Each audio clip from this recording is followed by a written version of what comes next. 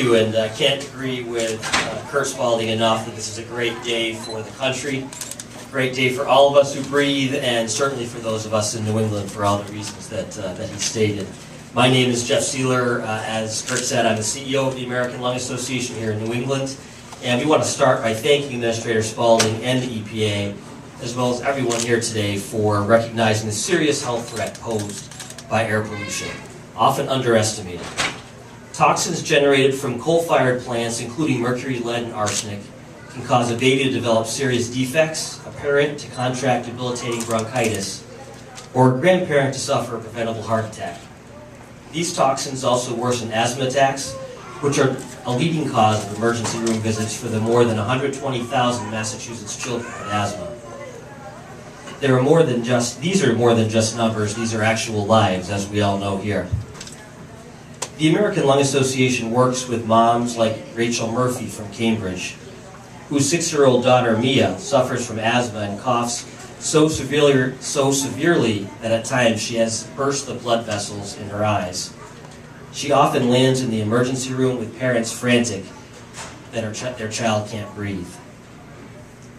Rachel can change her home environment and she can provide her daughter the best medicine possible, but she can't clean up the air that Mia breathes. Mia deserves the chance to play outdoors, and we're pleased to see the EPA and the Obama administration take a strong stand with this new standard to support families like the Murphys and so many others here in Massachusetts, New England, and the country. Some in Washington would delay this important rule. It was 20 years ago that a bipartisan effort updated the Clean Air Act to reduce the emissions and make our air safer to breathe, but Massachusetts families who have the unfortunate luck of living downwind of the toxic pollution that blows in from out-of-state power plants have been forced to suffer the needless death and disease for 2 decades while Washington and special interests have kicked the can down the road. That is why the Lung Association is proud to stand here today with all of these wonderful organizations that are dedicated to the public health and the air we breathe. Despite the scare tactics employed by certain special interests and some in Congress, the mercury and air toxic standard is a sensible and overdue rule that will lower healthcare costs and save lives. In the last year, the Lung Association joined with over 24 Massachusetts health organizations to launch our Healthy Air campaign. Our goal is to fight those special interests, defend important public health protections like this rule, and be a voice for the 81% of New Englanders that support stronger standards.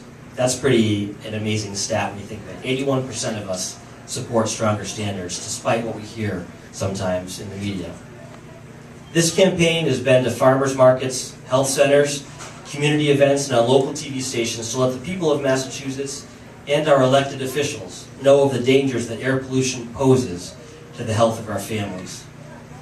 The American Lung Association and our Healthy Air campaign will continue to demand strong public health protections for Massachusetts and the entire country.